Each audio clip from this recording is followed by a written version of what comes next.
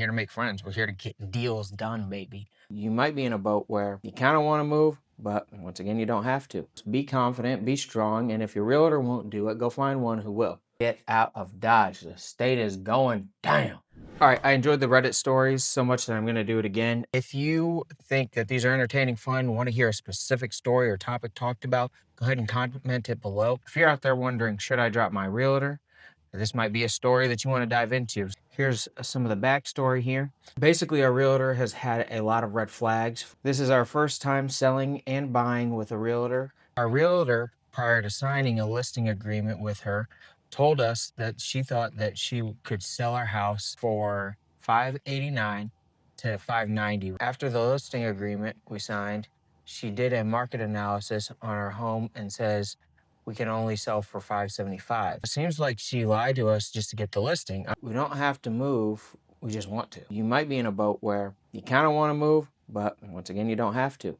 We made it clear that we want to move quickly because we are in a frustrating situation with the neighborhood, which is really neighbors and annoying HOA. We also live in an area that was heavily affected by government shutdown because all of the buyers are federal or military employees. Our realtor wanted to push to list us at $580, despite the market analysis coming back at $575. I explained I was very concerned that we were listing too high because of the government shutdown. Turns out she was expecting us to be on the market for about 70 to 80 days at $575, despite us telling her that we wanted to move before Thanksgiving. Now we are at $550 and finally getting a lot of tours and potential offers in sight. But it really feels like we chased the market into the holidays and people are just hesitant to making decisions. Sure, you could have waited, but you're kind of contradicting yourself here too. I mean, in all reality, you said you don't care if you move, but then you want to move quick. Over the past year, I've seen that $500,000 price range reduce. So if you're in an area where you're an affordable city, I would say that $500,000 price range is out of affordable.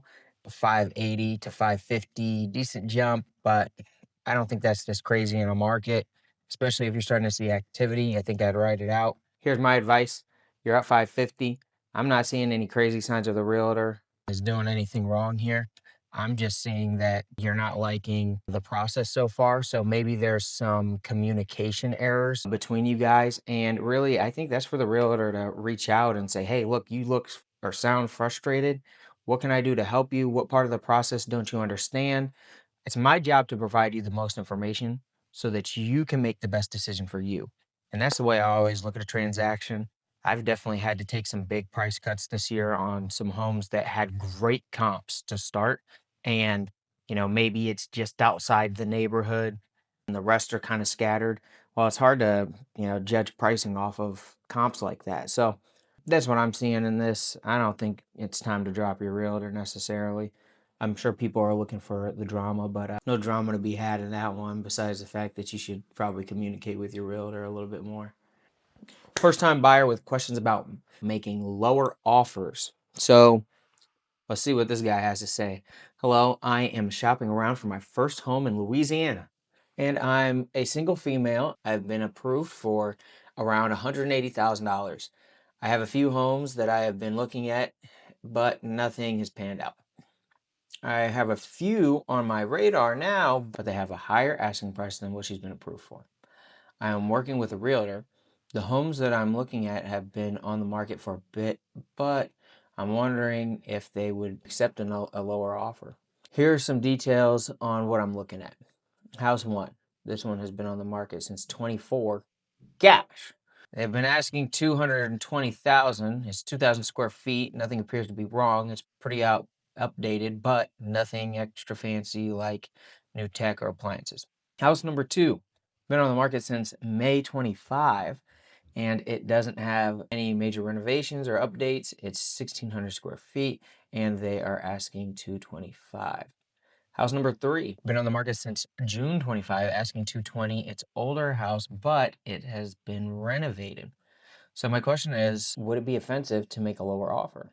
Yeah, so that's all good news. Even without the context, I mean, people should just be giving you the advice to throw out your offer. The worst they're going to say is no. At the end of the day, as realtors, it's our job to spell things out in a realistic way for our clients. Look, she's offering this. This is all she can afford. Take it or leave it. You know, we're not here to make anybody upset. We're also not here to make friends. We're here to get deals done, baby.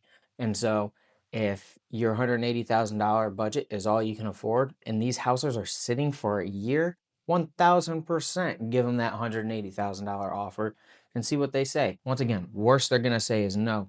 I've gotten 20, 30, $40,000 price cuts off houses for clients. I was flipping a house, had a guy come down from 60 to 20 grand. Now, you talk about margin and loss, but nobody wanted this piece of crap house. In your case, you have a situation where the market's dead. You have low buyer activity. Those houses are all fighting for your bid. So go out there, make your offers, be confident, be strong, and if your realtor won't do it, go find one who will. That's all I got to say about that. Now, here's a question.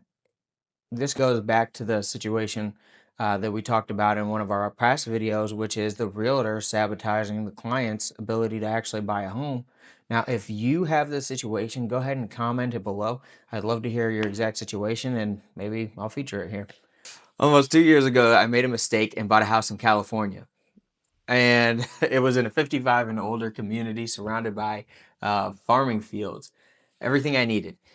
Like shopping is about 40 minutes away. My son and wife, 3 grandsons, live an hour and a half away from me.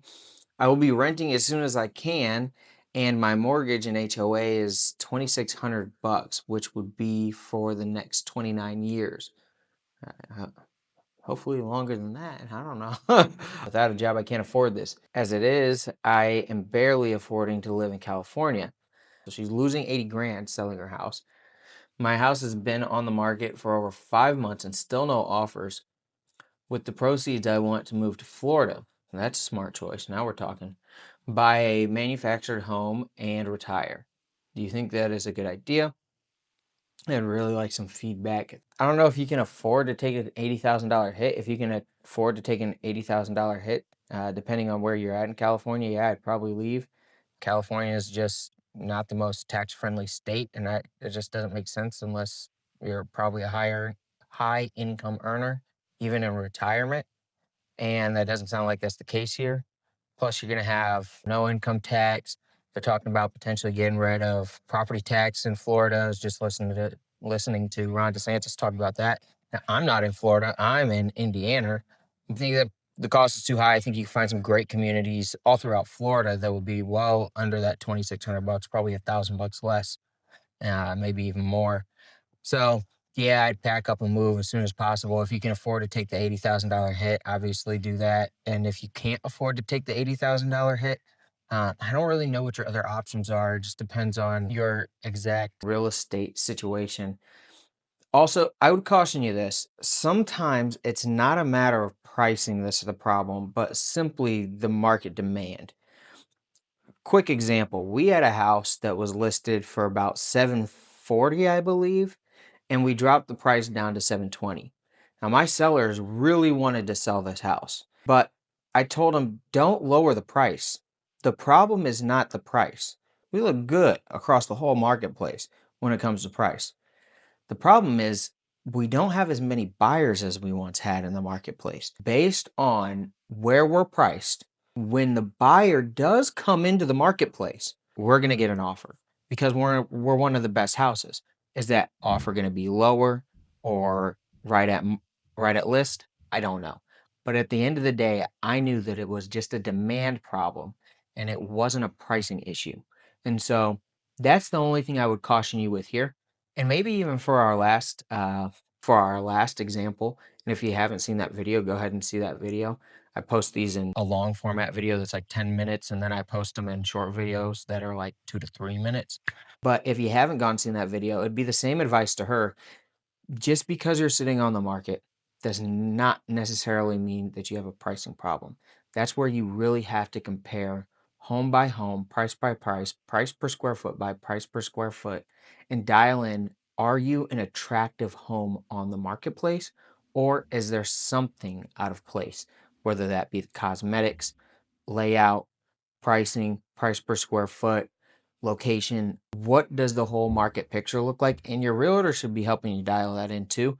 That being said, price fixes all things, because at the end of the day, the more you get down to an affordable range for more people, you have a bigger buyer pool to see your property and put in an offer.